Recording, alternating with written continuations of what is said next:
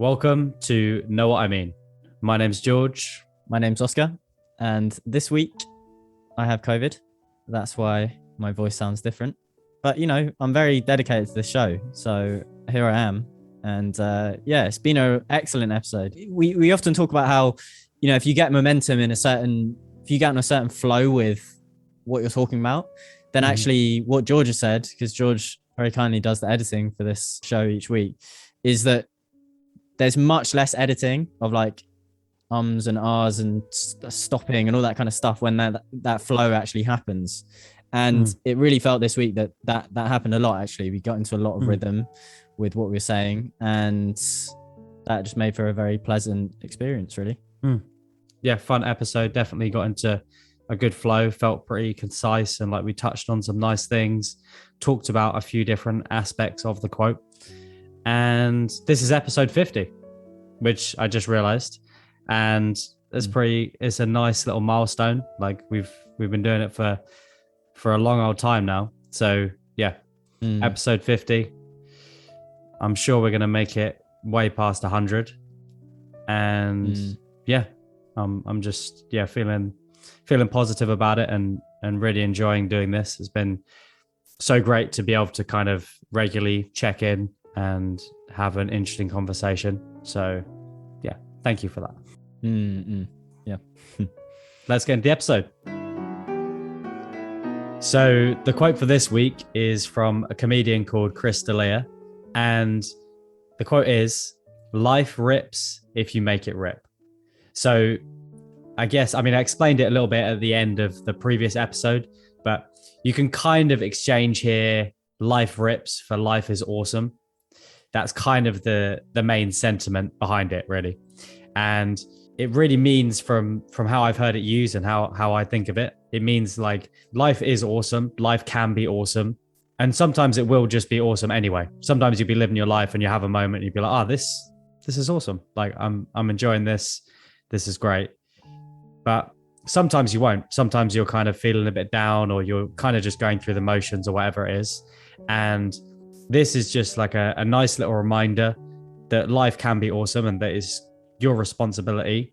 If you want it to be, then you need to do it. It's something that you can take into your own hands and be like, I'm going to make this awesome. Like right now, whatever you're doing, so quite often I'll think maybe if I'm like cycling down the street and I just feel myself, I'm kind of going through the motions or going over things in my head.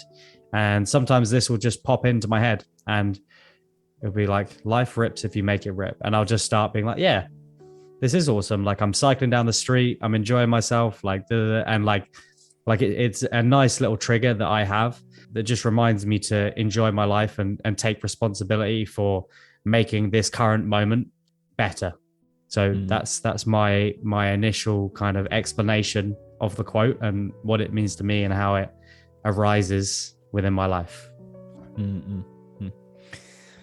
It feels like an ironic one to have for this week for me, being that I have COVID, so life's not ripping quite as much as it might be. But saying that, like, it's been interesting. Like I definitely, I guess what this quote is saying is that you have control, and I think it's debatable.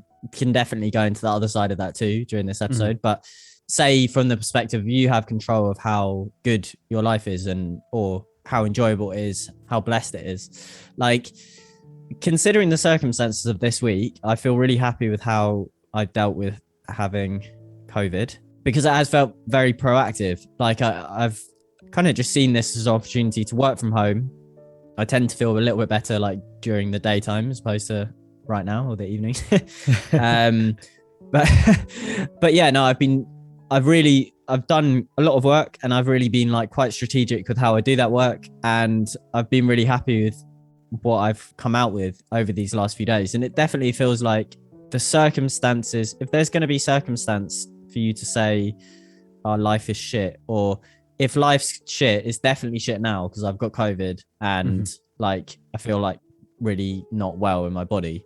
It's like that's a perfect opportunity to shrug and be like, this is just shit. So I'm quite happy with how I've dealt with it overall. So it definitely feels applicable to this week. Given the circumstances, life is good. I was thinking about, what makes a great life. What I landed upon was like that it can kind of be split into two kind of key categories. So one is setting up good conditions, which is something that's talked about in Buddhism a lot, to experience happiness and to enjoy your life, setting up good conditions to do that.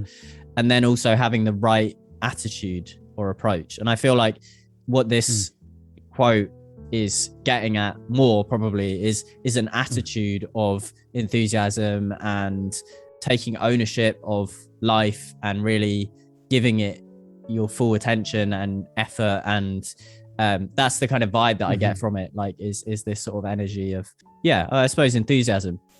I'd like to go into a bit around the conditions aspect of things, but I don't know if there's anything that kind of came from what I just said that you want to pick up on. Yeah, well, it's interesting because that was one of my notes as well. Was we've talked about a bit recently the two parts of your external circumstances, of the conditions, like you said, of your life, having food and shelter and family, friends, romantic connection, like all of these things that kind of lead to people being happy. But then also you've got to have the internal, which is the gratitude and appreciation of those things and the sense of self-esteem. And with this quote, it definitely, is on that side of appreciation. And it can be appreciation, especially in the times where things are going wrong. Like for example, this week where you've got COVID, it's like you've got COVID, but life still rips. Like you can still do stuff. You can still like make the most of it, So it's interesting that we had that same insight on it. Yeah, it's well, it says, life rips if you make it rip. So I still think, I use the word conditions. I like that word, but I'm conditioned to use that word because it's used a lot in Buddhism. It's basically just how you set things up in life. So setting good conditions are like how do you actually construct your life to be conducive to happiness?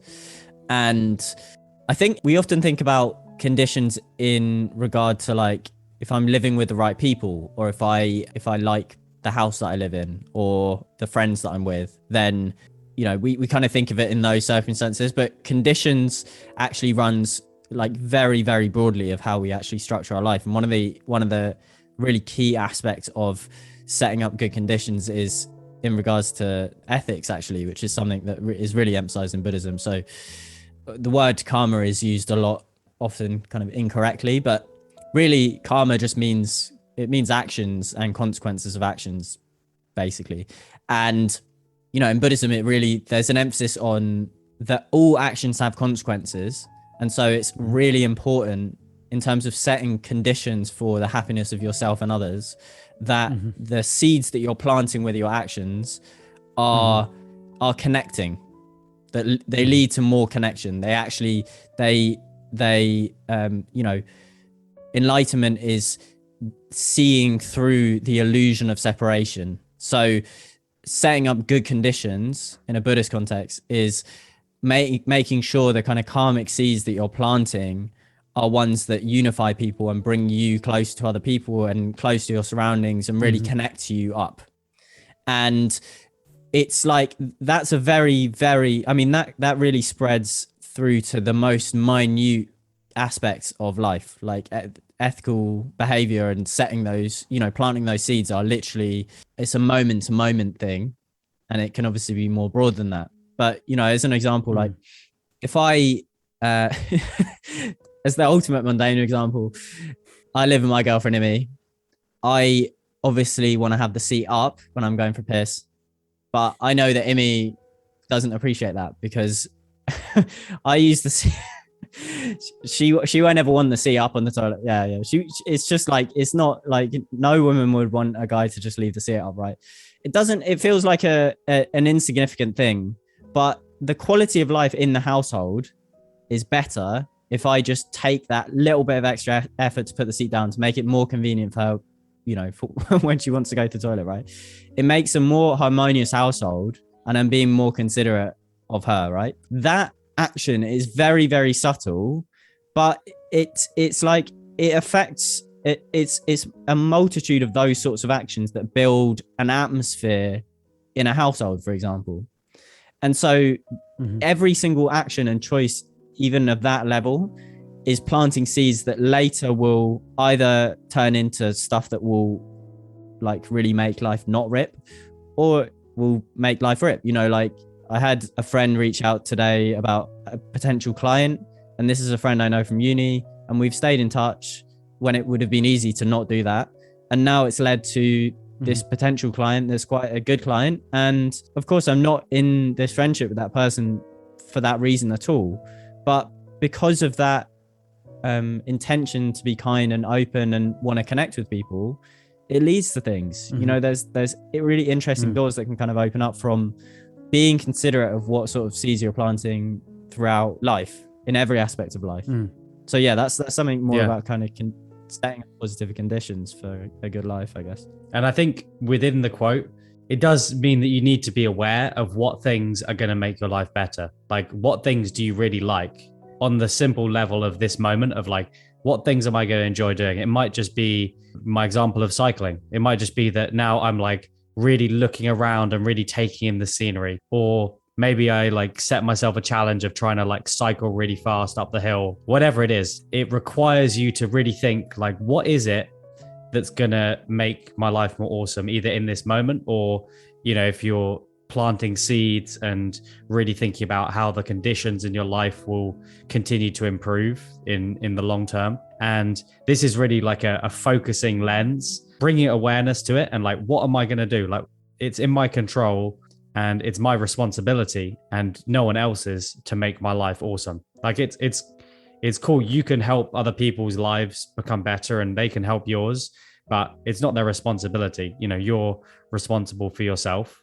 And it's great, you know, within your life to plant seeds and to care for other people and do those things. But like for your own happiness, like that's you that's responsible for that. Even though lots of other people will end up contributing to it, it really is your responsibility. And I like that, the focus on it of just, you know, what is it that I want more of, and let me go for that. And it's just helps kind of refocus that effort. Yeah, it's an encouraging statement. It's saying, you know, you have the ultimate impact on your own life, and take control, take that opportunity. I had sort of a critique of the sense that I get. So the first thing I thought when you read out this quote actually was, that is the most American thing I've ever heard in my life. And also I very much get the sense, I think, through that, of this, American dream kind of model of like, you hold the key to your happiness. It's no one else's responsibility. And, you know, the positive side of that is that you can become very empowered and really feel like, I really do hold the key to my life satisfaction. And of course, that's such a positive thing to hold. But of course, it has a shadow side to it as well of the, if I'm not succeeding or if I'm not enjoying my life, that's because I'm not making it rip. I'm not really giving myself to it. And I think that it's obviously, in a conversation like this, really important to acknowledge that you're in control of a lot of the conditions in your life, but you're also not in control of a lot of the conditions in your life as well. Like, you know, and, you know, that really goes down to very fundamental things of if you've experienced trauma or not. You know, those first 4 years of your life that you had no control over, they were just set up for you, that really set foundations of how you trust people, you know, generally how you experience the rest of your life is based on very, very early stage conditioning. And I think there's a time when you would read this quote and it would be very encouraging. And then there's a time when you read this quote and be like, shit, it's my fault that I'm suffering. It's my fault that I'm not succeeding, or I'm not doing what I want to do with my life. And, you know, I often think about this with the work that I do, basically doing art for a living, being an artist for a living, basically. And how it's a quite comforting and encouraging story for me to tell myself that I'm responsible for the circumstances that I'm in. There's something nice about that, because it means that it's my bravery to have stepped out into this work, and it's my effort that's brought me here. But I can't sincerely say that. I can't actually completely say that. I can say that I've had a part to play, definitely, but actually there's so many factors that have been completely out of my control that have very much encouraged me to be in the position that I am in. So it really depends on what space you're in, whether or not this quote makes sense. And I think like actually the idea that these two truths living parallel of like I'm in full control and I have no control, like that actually it's really important to look at them at different times. You know, like if circumstances really fucking you and or you're really, really suffering, then it can be very helpful to have self-compassion and recognize that you didn't put yourself in this situation. You haven't made your life shit. Like there's certain circumstances that have happened that are shit that have happened to you, and that's it. It's not like and then you at another point this. because I think if you were to go 100% and live by this quote all the time, like this is your quote, this is the fucking thing that you always live by, the danger with that and the sort of message that you then spread with that to other people is that you have full control over like all your mental states, everything that happens, and that can obviously be like really unhelpful depending on where you're at. Yeah, no, I think that's a really important distinction to make, because I mean, it's something that we've talked about a lot, how a lot of truths can kind of be almost opposite. They can say two different things and you've just got a balance between them. And it's more, they are both truths in a way, but you've got to move from one to the other. And, you know, that becomes a skill of being able to shift from one to the other and realize, what do I need more of? Do I need more of just taking responsibility for my life right now? Or do I perhaps maybe need a bit of comfort or at least to not feel like I deserve this, or like that I'm a bad person and that I've completely manifested all of these things, and that, you know, whatever it is, wherever your mind goes. So yeah, I think that's a really important thing to mention, that, you know, this can be like a super empowering thing to think when it comes in at the right time. But yeah, it can start to feel like a judgment, or like everyone, just like everyone can do this. Like if you're, you know, if your life isn't great right now, that, you know, that's just your fault for not making it more awesome. You know, like that's, it's definitely not helpful. So no, I think it's really, really important to make that distinction of like when to use this, when this can help you, and when you need to do almost the opposite of this quote. And this can be held in this quote in a way, because it comes under having the right sort of attitude and approach to living, you know. So this, you know, and I love this area. I know we have talked about it a lot, and I think it's just such an interesting one of really that dance between these opposites and what you need at different times, and, you know, not being very dogmatic about like one side of something, you know, just actually you're walking down this street and there's ditches on either side, and you've got a guide with you to guide you down this street because you're a bit unsteady on your feet.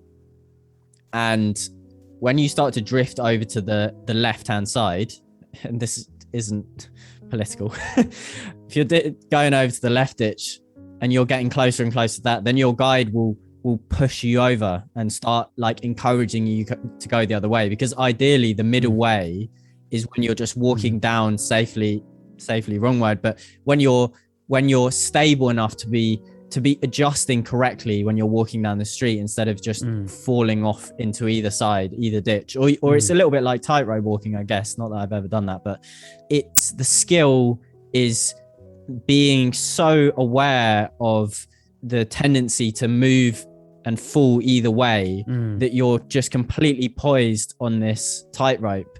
And it's and you know, like the subtle movement of that balance and the amount of skill that it takes to actually stay upright, you know, people practice that for years and years to be able to do that. And that's exactly the same with something like this. You know, it's just like ideas are tools. Like this idea is a tool, and, you know, you have to know which tool to pick up at which time, and what's going to be helpful at different times of the day, times of, you know, the year, your life.